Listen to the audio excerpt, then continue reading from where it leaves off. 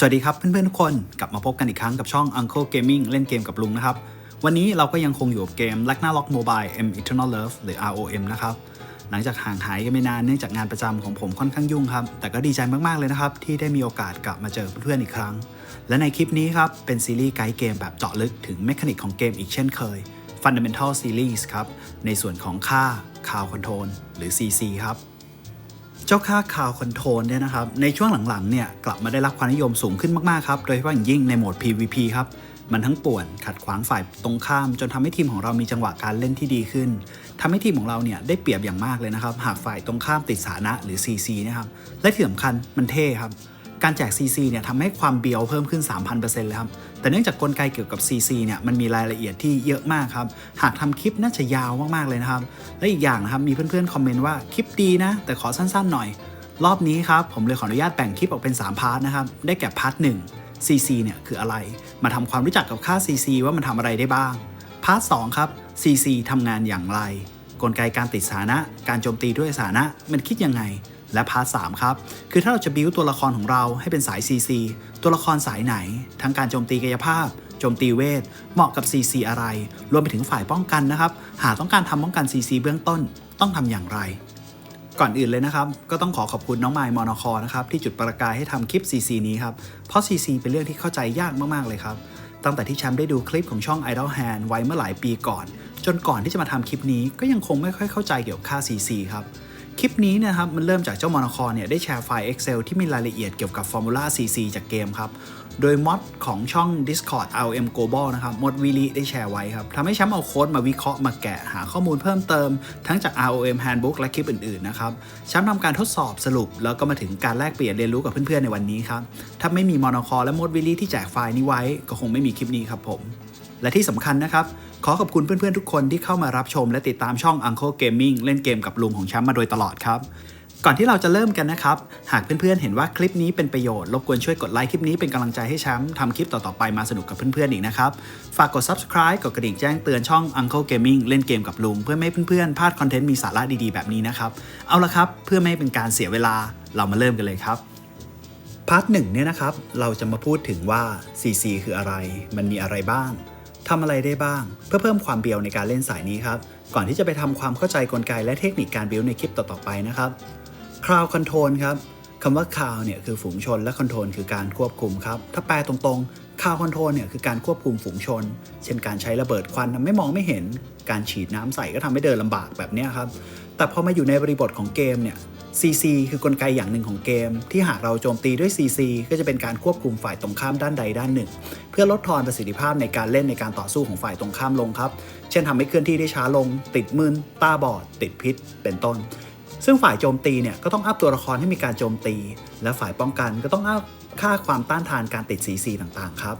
ซึ่งในเกม ROM เนี่ยตัว CC จะแบ่งออกเป็น2กลุ่มหลักๆนะครับคือ1 Classical CC คือ CC สากลครับมีทั้งหมด12สถานะ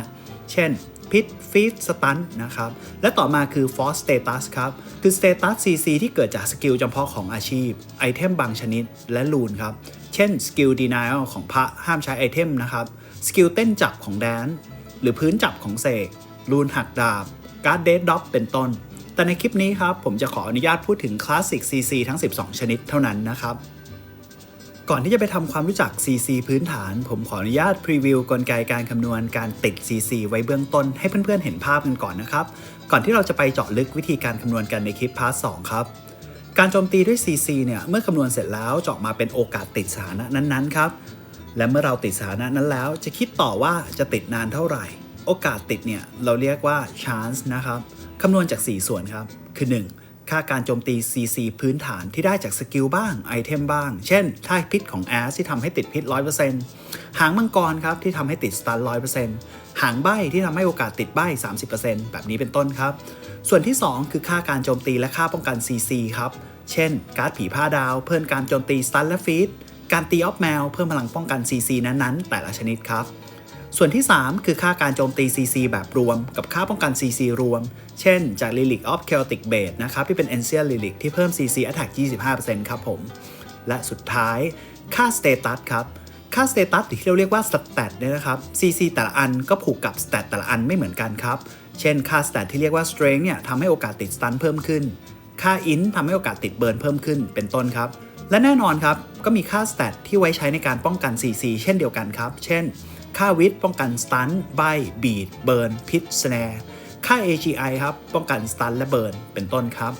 แล้วเมื่อเราคำนวณเสร็จถ้าฝ่ายโจมตีชนะก็จะทำให้ฝ่ายป้องกันมีโอกาสติด CC นั่นเองครับในทางตรงกันข้ามถ้าคำนวณเสร็จแล้วฝ่ายป้องกันชนะโอกาสก็จะไม่ติด CC ครับโดยการคำนวณรายละเอียดจะขออนุญาตไว้อธิบายในคลิปต่อไปนะครับ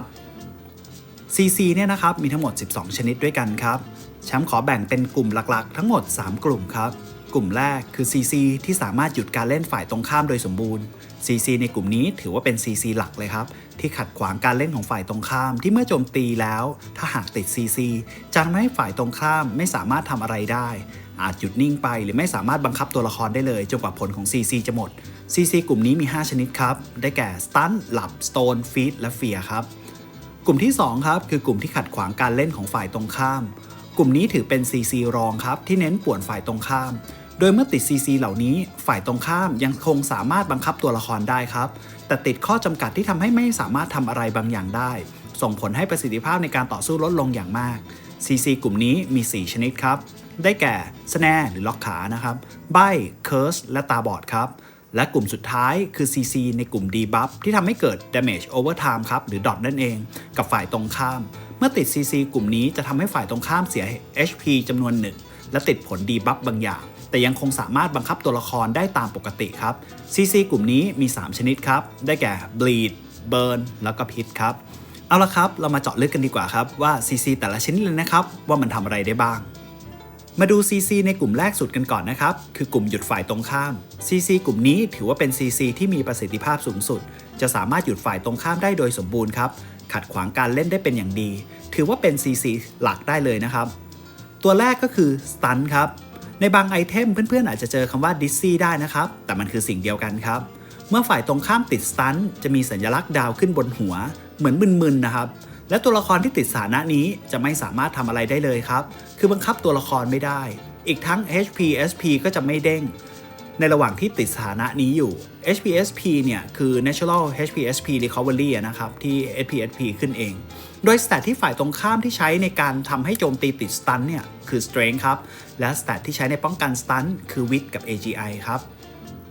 ตัวที่2 Sleep หรือหลับนะครับเมื่อติดสถานะนี้แล้วตัวละครจะมีเครื่องหมายแซดลอยอยู่บนหัวเหมือนหลับอยู่ครับโดยตัวละครจะทำอะไรไม่ได้เลยและ Natural HP SP Recovery ก็จะไม่มีแบบ Stun ครับแต่แตกต่างกันนิดนึงคือเมื่อตัวละครที่ติดสถานะนี้โดนโจมตีสถานะนี้จะหายไปครับเหมือนโดนปลุกให้ตื่นนั่นเองยกเว้นของหรือสกิลบางอย่างที่ทำให้หลับยาวครับโดนโจมตีก็ไม่ตื่นโดย stat ที่เพิ่มการโจมตีให้ติด Sleep เนี่ยนะครับคือ Dex และ stat ที่ใช้ป้องกัน Sleep คือ Int กับ Luck ครับตัวต่อมาครับ Stone ครับเมื่อติดสถานะ Stone เนี่ยตัวละครจะเปลี่ยนสไปร์ในเกมไม่เป็นสีเทาเหมือนกับเป็นหินอยู่นั่นเองโดยสถานะนี้ครับจะไม่สามารถทำอะไรได้เช่นเดียวกัน Natural HP SP Recovery จะถูกห้ามครับธาตุของตัวละครจะกลายเป็นธาตุดินเลเวล 1ทำให้โดนไฟแรงขึ้นนะครับพลังป้องกันจะลดลง 50% HP จะลดลง 1% ต่อติ๊กสแต็กได้2ครั้งคือลดลง 2% ต่อติ๊กครับและ Max HP จะหายไป 20% และสแต็กได้2ครั้งเช่นเดียวกัน Max HP หายไปเลย 40% ครับโดยสถานะนี้นะครับเมื่อโดนโจมตีสถานะนี้จะสิ้นสุดครับเหมือนหินแตกออกเหมือนในอนิเมะ Dr. Stone ครับที่เรากลับมาเดินได้อีกครั้งโดย stat ที่เพิ่มการโจมตีชนิดนี้คือ Int ครับและ stat ที่ไว้ใช้ป้องกัน Stone เนี่ยคือ Int กับ Dex ครับตัวที่4คือ Freeze ครับเมื่อตัวละครติดสถานะนี้แล้วจะมีน้ำแข็งขึ้นมาล้อมรอบตัวละครทำให้ตัวละครไม่สามารถบังคับได้คือเหมือนถูกแช่แข็งนั่นเอง HP SP Recovery จะไม่มีนะครับเกาะจะเปลี่ยนเป็นธาตุน้ำเลเวล 1ทำให้โดนการโจมตีธาตุลมแรงขึ้นและเมื่อตัวละครที่ติดสถานะนี้โดนโจมตีสถานะนี้จะสิ้นสุดลงเช่นเดียวกันฝ่ายตรงข้ามจะสามารถกลับมาบังคับได้ตามปกติเลยครับโดย stat ที่เพิ่มการโจมตี Freeze คือ Int ครับและ stat ที่ใช้การป้องกันนะครับก็คือ Int กับ Dex ครับและ CC ตัวสุดท้ายในกลุ่ม Stop Opponent เนี่ยนะครับคือ Fear ครับเมื่อตัวละครติดสถานะนี้แล้วจะเหมือนหวาดกลัวครับจะวิ่งไปในทิศทางแบบสุ่มโดยมีเงาสีม่วงๆลอยขึ้นบนหัวของตัวละครโดยที่เรานะครับไม่สามารถควบคุมตัวละครได้ระหว่างที่ติดสถานะนี้ครับ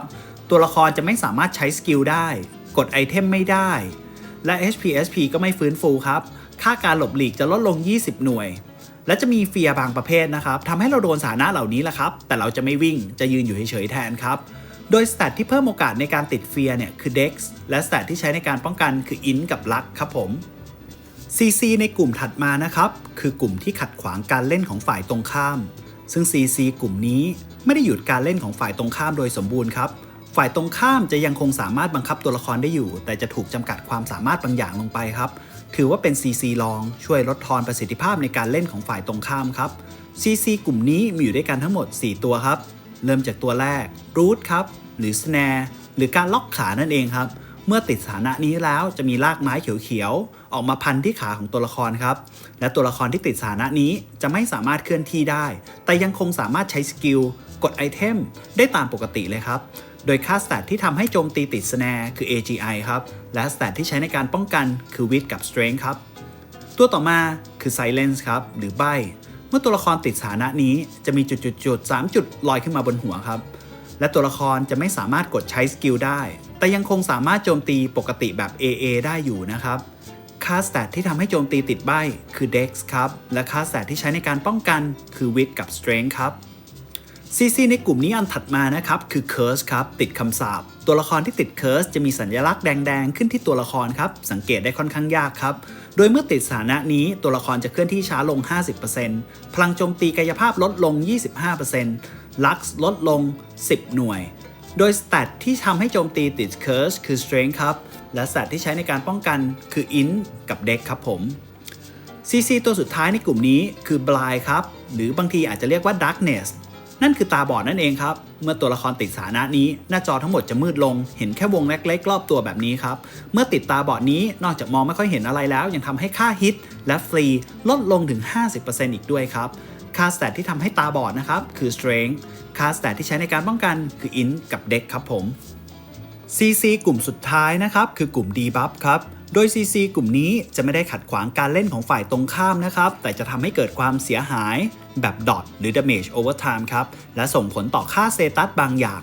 CC กลุ่มนี้มีอยู่ด้วยกันทั้งหมด3ชนิดครับตัวแรกคือ Bleed ครับหรือเลือดออกครับเมื่อตัวละครติดสถานะนี้จะมีเอฟเฟกต์สีแดงๆออกรอบๆตัวเหมือนเลือดไหลครับ Attack Speed และ Skill Attack Speed จะช้าลงไป